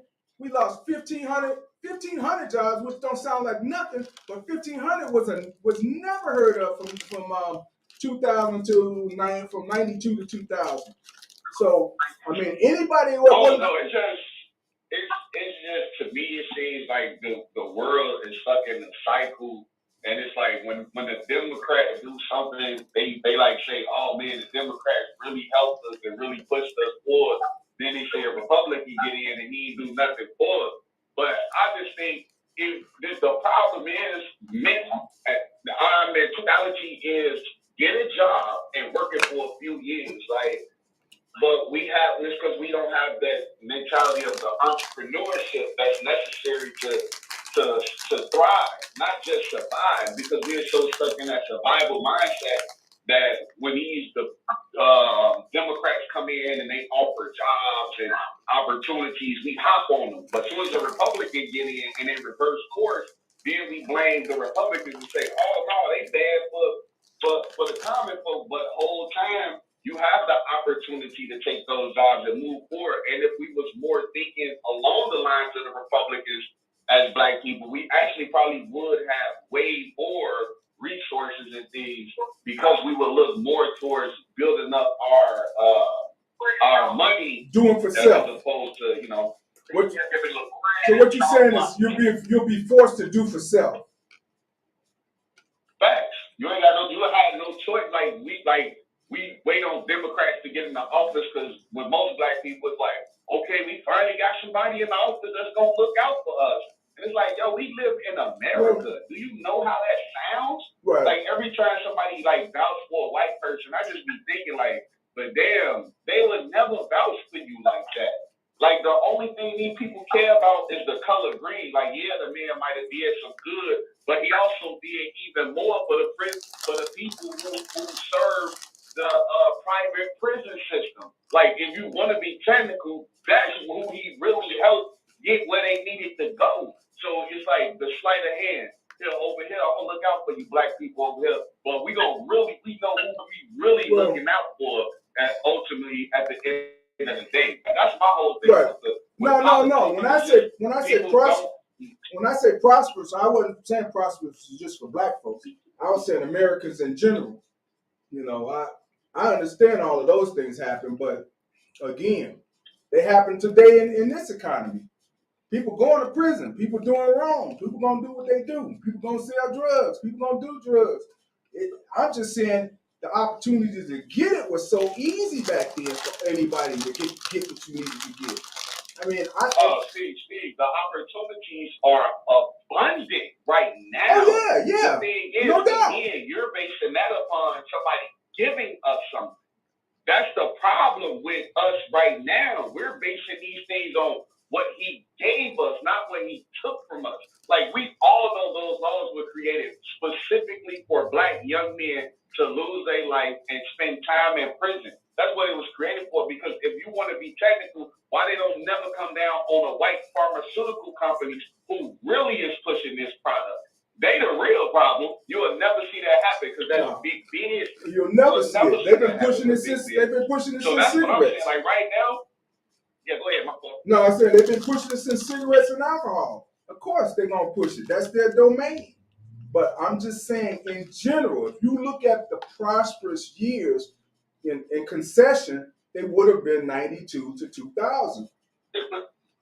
As a country, I don't know, you know. Yeah, but if it ain't prosperous for black people, how is it prosperous? Like, you feel me? I get what you're saying, that the country was doing good, but it ain't never been prosperous for black people in America. Not on the level that they were getting. I'm saying I have never known that many people to be able to buy their first properties, have a second home. People talking about, I got a summer home. Hold on. How you got a second home? The problem is, it had nothing to do with the president. It had to do everything with the banks giving subprime, bogus ass loans. That's why the market, like, we got to look at this stuff for what it really is. Y'all talking about the president? No, they was out here giving bogus loans. You could come in that boy and you could have that loan in your dog name. Here you go. Right? Nah, he ain't lying. He ain't lying. No. It's like right now, what's going on is you can go start an LLC and you can go get you $10,000, $20,000, $100,000. Everybody can do that right now. Everybody can do that. The problem is they're giving out so many of these loans, and now they're gonna start turning bad. So you'll see that the auto market is gonna go upside down. So that's the thing. It's like we gotta stop looking at say, well, this person he helped us. No, the country is prosperous because they was writing bad loans. I love the movie The Big Short because The Big Short explains all of it. They knew it was gonna crash. They said to hell with it. Let's go because they kept the bank. Because they knew they were gonna get a bailout. Kept America, and you're right about who helped them with the bailout? It had nothing to do with the leadership. I mean, both sides of the party helped with a bailout. But I'm saying, none of this stuff has anything to do with leadership. Well, yeah, it's the leadership that we elected, Congress and Senate. And the executive branch has nothing to say about any of it. I mean, only when they decide to do exercise executive privilege. Otherwise, no. Or why would they say anything when America was prosperous during the time when they was writing bad loans? The only people that's gonna feel that is the black people when we can't afford food, when we can't afford shelter, when we can't afford these things. And there's nothing to say about us buying dumb stuff with our money anyway, but we're the ones who feel that. Why would they stop that? This is like when Donald Trump came and printed all that money. Everybody was all gung-ho. And nobody thought like, hey, yo, but what's going to happen in the next few years? And now we film it. And the people who going to suffer the worst is the black people. We always going to suffer the worst. Yeah. But we at the bottom of the rung. But it's less about, but it's because we still have yet to master the era that we live in. We live in a more prosperous time than ever. And like what he's saying is we've yet to understand economics to the point where we can prepare ourselves for changes in leadership and take advantage of it. Like Trump said to Hillary Clinton, which made him the president.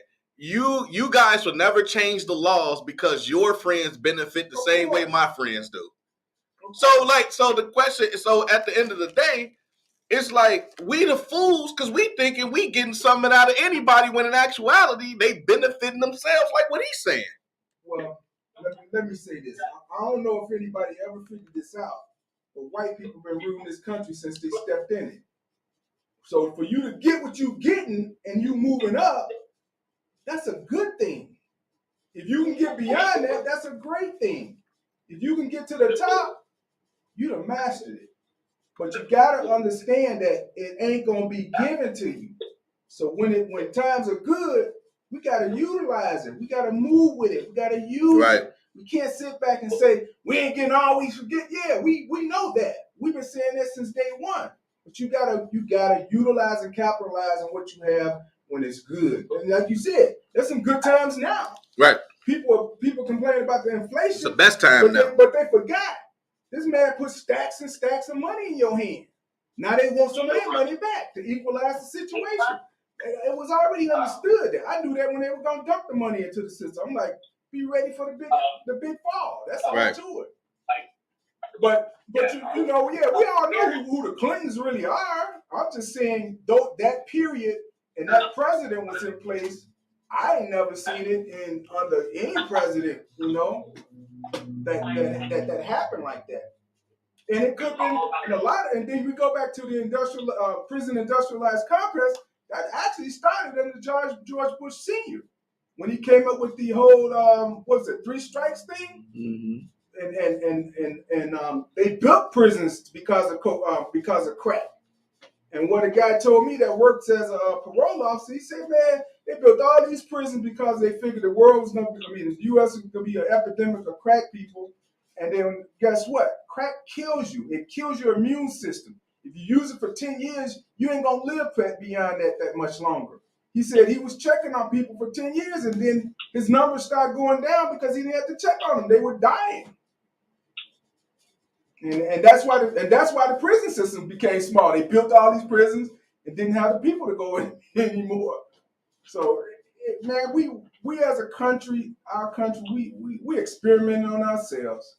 You know, every day we're testing the waters to see where we're at and why we're doing the things. And then they shift. Oh, let's shift it again. Right. Let's shift it again. That's what I'm saying. Yeah. We got to figure out some way towards moderation. We got to figure out a way to get a little bit more towards center.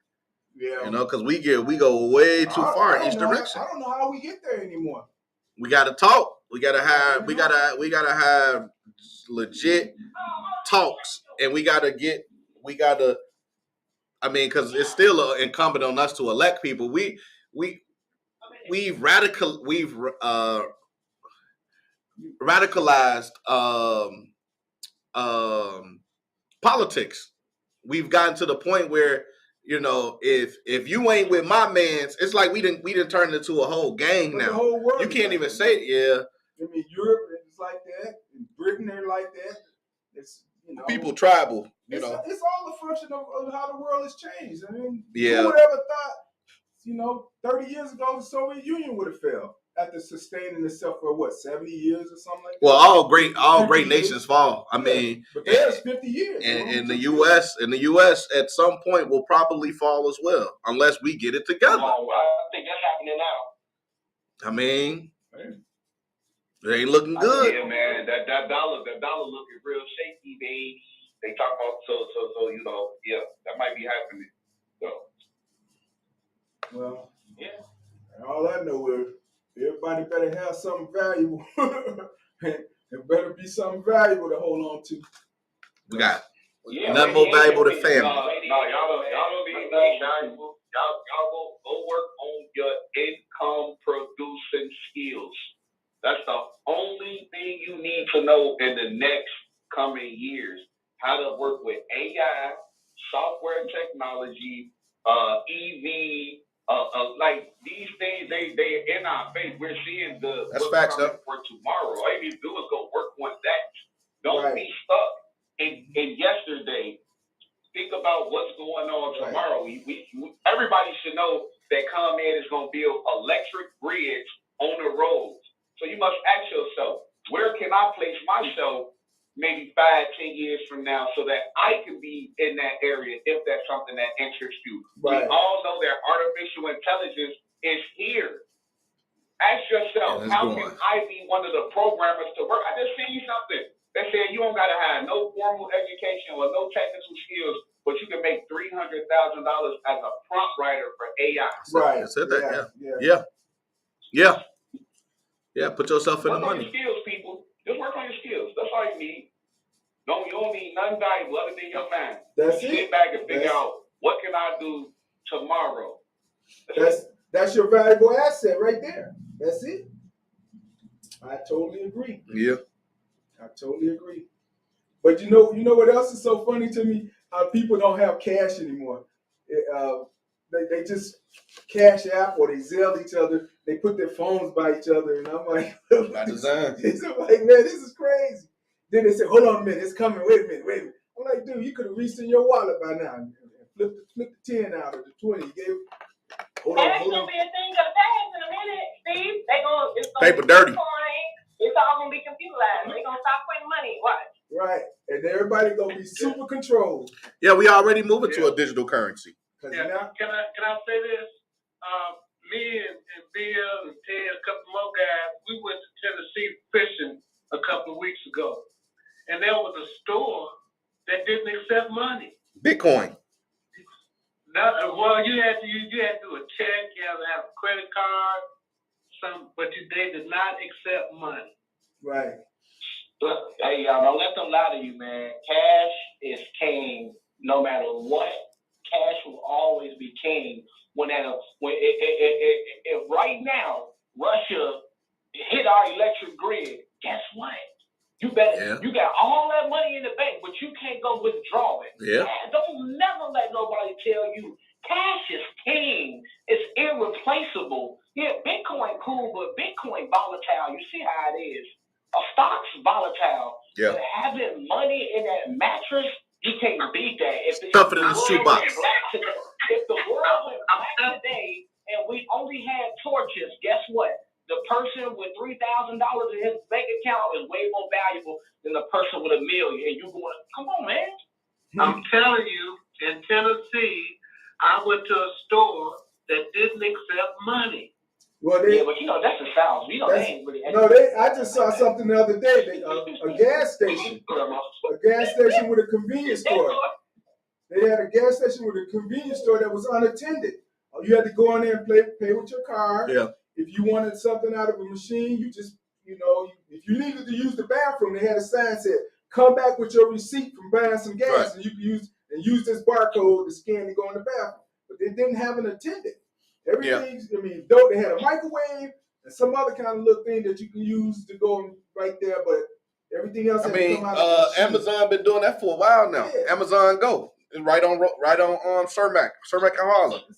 You can go right there. You know what I mean? You walk right in with your cart and you walk right out with your groceries. Right. Everything attached. I mean, McDonald's is actually experimenting with those concepts. I seen a guy do that at Walmart, but the security guys start chasing him. Oh yeah. No, they ain't. Walmart ain't there yet, but everything is moving there though. He walked in, man. The guy walked out there with the groceries, man. Like nobody was gonna see him. Yeah. He was moving. Yeah, man. But no, I agree with both of y'all. I agree that it's going to more of an electronic payment system, and definitely younger people I see doing it. But cash is gonna be king. Man. Still is. It's gonna be king. Until they figure out how to get everybody bullets back, then they can get everybody dollars back. But they ain't gonna happen. It ain't gonna totally happen. You're just gonna have a more controlled system. That way they can monitor you and audit you very, very easily when it comes to getting that tax money. I mean, this is the thing that amazes me. This is the thing that amazes me the most about today's living. People don't think the government is watching everything you do and everything that you're recording and everything that you're giving. And everything that they want you following their script, and it's but they can't solve crime in Chicago though. That's because of the system. And then they couldn't stop the PPP loan. I think you giving the government a no. You got to understand what the PPP loan and all that was about. When the pandemic came about, the world couldn't stop. They had to keep people in motion. They had to keep the engines of economics in motion. So what do? You give people what they need to keep the engine going. They did it in Germany. You ain't hear nothing about it. Germany gave every person in Germany 40,000 Deutschmark. And if you needed more, you had to just prove that I'm a dentist, I'm a doctor, I make 300,000 Deutschmark a year. So, okay, prove it. Okay, here it is. Take your bag. It happens even in war times. I knew a guy that went over in Afghanistan or Iraq. He was a corporal, quartermaster. He said his job was to take bags of money to the chieftains. And I was like, what do you mean? He's like, we took bags of U.S. currency to the chief of the town or a guy that was in charge of a factory and said, how much do you need? And he said, well, I need about 100,000. And he gives them that money, and that's how they infiltrated the U.S. dollar into the Iraqi economy. And he also told me there were skids skids of dollars, of $100 bills that they would fly in on what's those C-1 airplanes, huge planes, billions of dollars. They just took cash over there to infuse into the system. I mean, if you think about it, all it is just a tool to get things the way they want them to go. Right. I mean, the earth has what it has, and it gives what it gives, and it takes what it takes. We don't never look at it that way. We look at it for the systems that we have in place.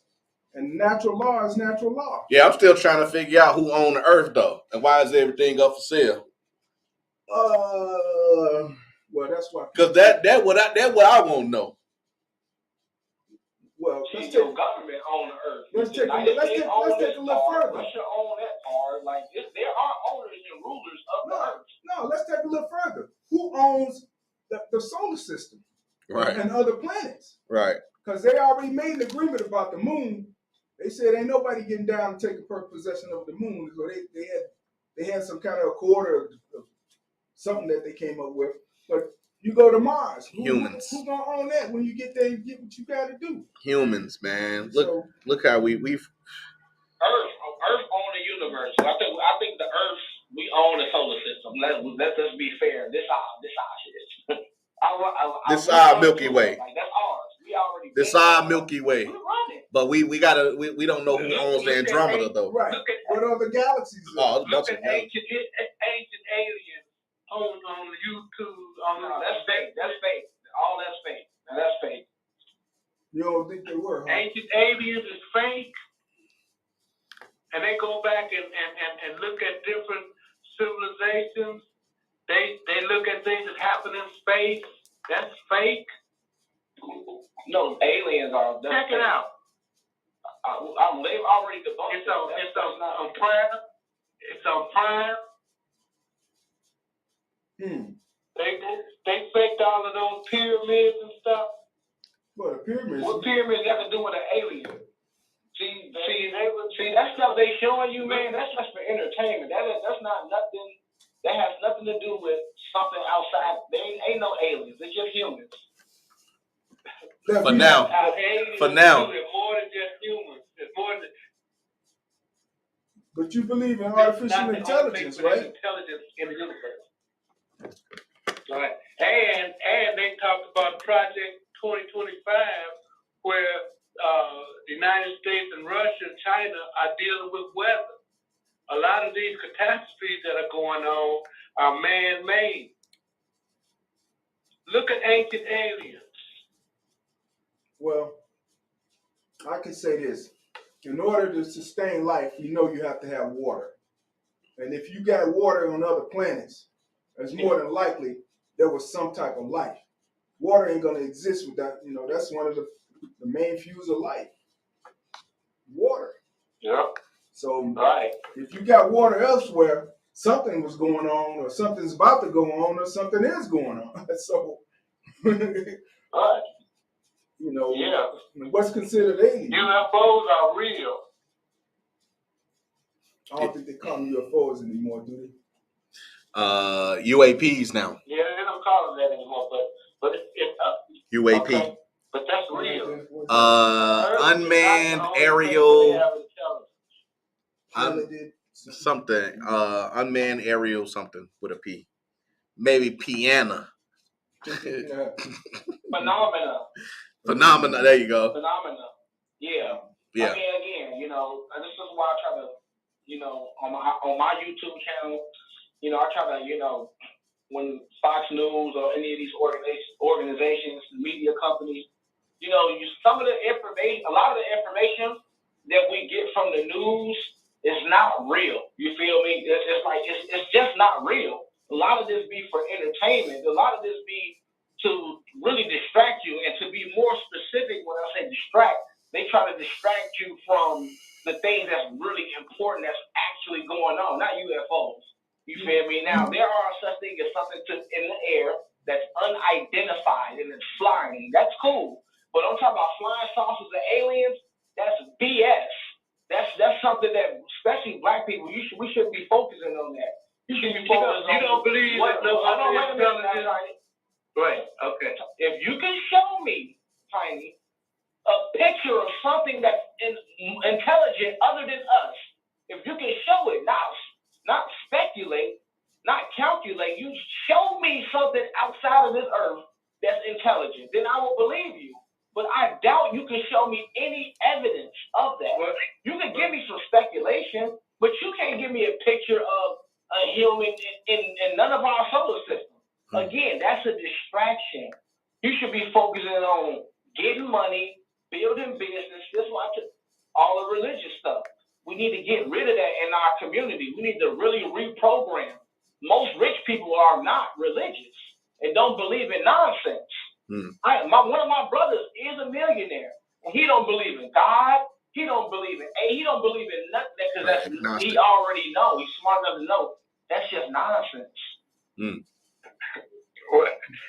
Well, you don't believe that in the universe that no other intelligence except what's on Earth.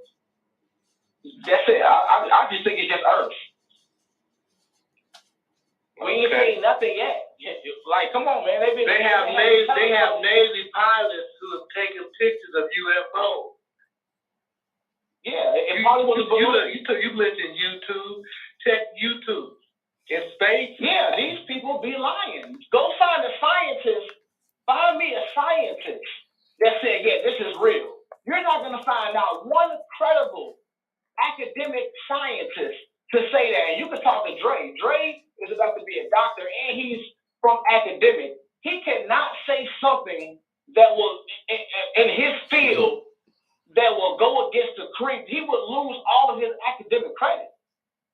You don't see no scientists putting their name on this type of information.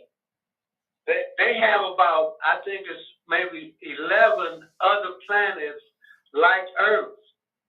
Super Earths. They found 11 other planets just like Earth. Super Earths. I don't know. Speaking of religion. But I think he was just talking in our solar system, right? Yeah.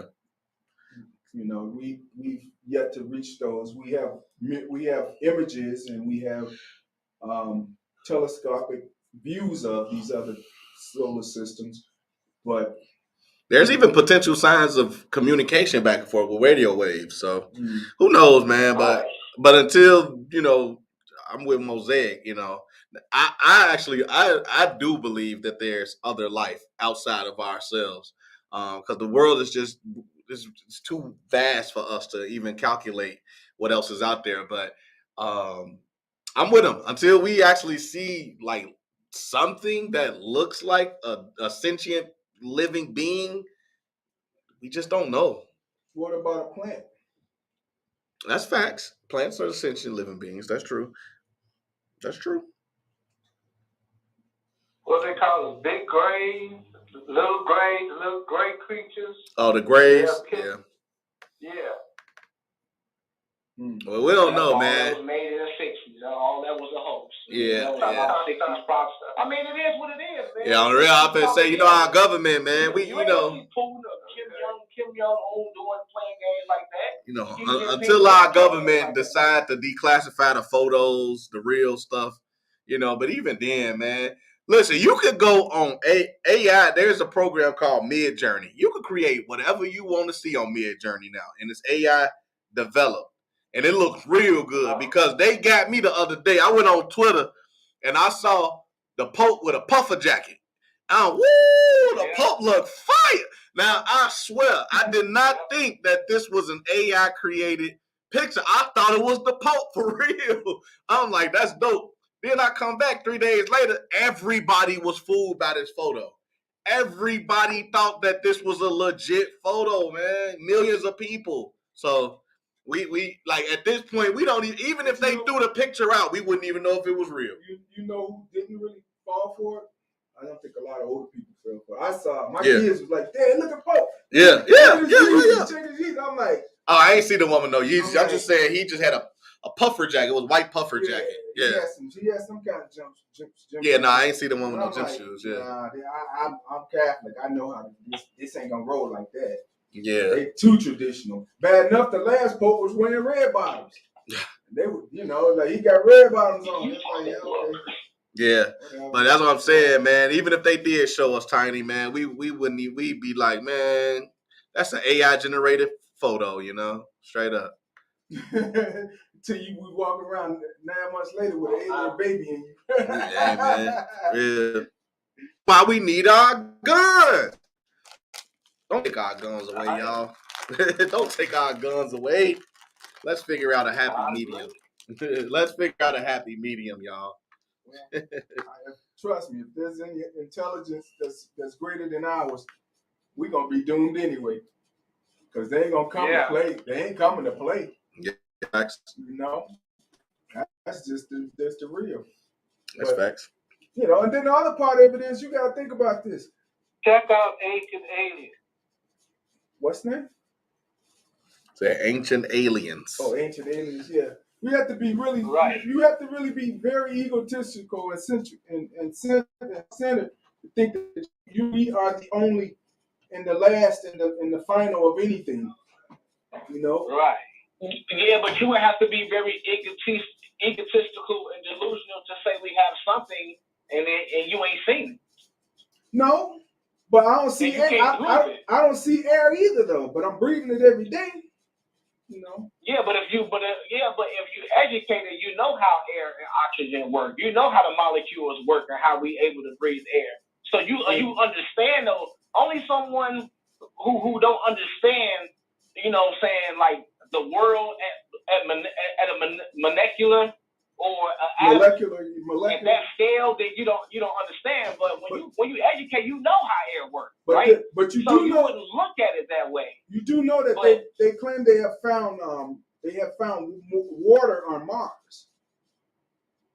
Yeah. They said they got trails on Mars. So if there's water on Mars, and water is considered the starter of life or whatever they say. So could it not be the next level that there could have been life, or could be life, or could be about to have life? I doubt it. You got to prove it. There's water on Pluto. Pluto's made of ice. Ice is water. It's just in a different form. So the ice, and then underneath the waters of the layers under ice is ocean. But that don't mean that there's something living there because there's water there. It's carbon everywhere. Carbon is one of the most fundamental properties throughout the universe. Well, carbon, helium, hydrogen, and oxygen. Mars, so everything is made up of that. You gotta prove it. You have to prove it. You believe in the Big Bang Theory? Yeah. Okay. Well, when it exploded and everything was shot out, Earth wasn't the only thing that was shot out. There were other planets too. Yeah. Okay. Yeah, but prove to me that it's other life forms, other plants. I don't think so. I think it just happened. You lucky to be here and have this experience. You just lucky to be here. It's all luck. I don't think this happens like that. I think we just real lucky. Possibly. All right, y'all. We right up at the 8 o'clock hour.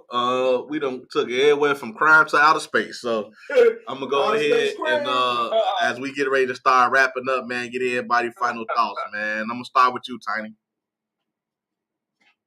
Yeah. Well, I would like to know, when is that documentary on the website? I know it's April 27th. Yeah. I'd like to get that information about that.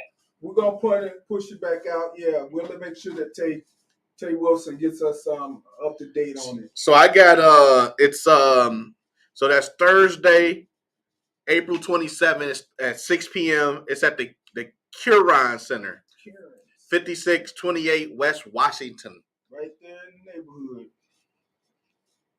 Okay, right up there on Central. Central Washington, yeah. Yep. Right. Okay, that's great. Okay, I just let me say I enjoyed this conversation. Very enlightening, and I'm just glad to be around like-minded people. Yes, sir. Right, Tiny. Thank you, Tiny. Ms. Jacobs? I've enjoyed the conversation, and I just like being in this conversation every Sunday evening. And I think as we go in the future, we need to come together, be together, and stop talking about it. Be about it. Yes, get together and make things happen in our community. Absolutely. I had to go on a limb and say we are, Ms. Jacobs. We really are, because I know, because you are. You putting people, you getting folks to work. That's right. So, yeah. Miss Houston. Hi. Hey. I came in late, so I came in the middle of a heated conversation about aliens and all of this, that, and the other. But it was very entertaining. That's what we're trying to do. That's all we're trying to do. All right. Thanks, Miss Houston. Barry.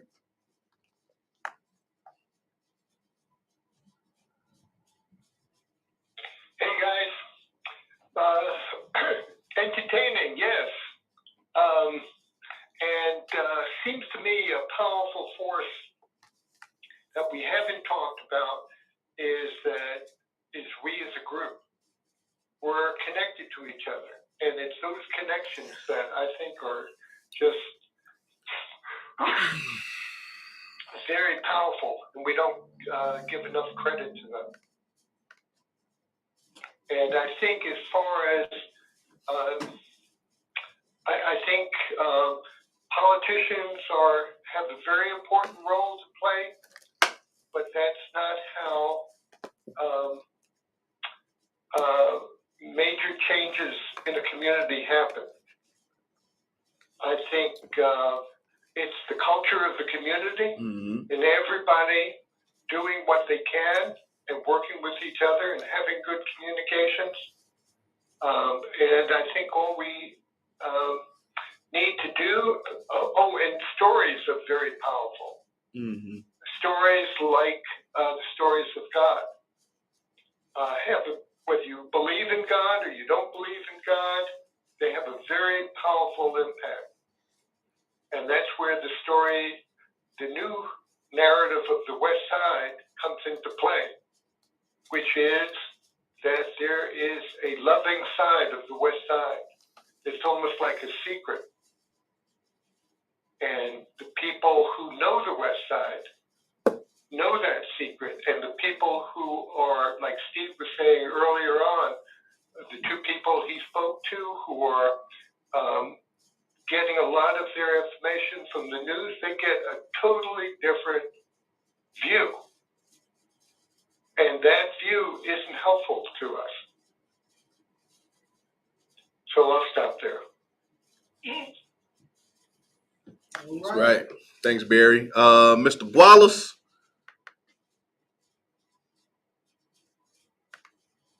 Yeah, I ain't gonna be here too long. Work on your skills, people.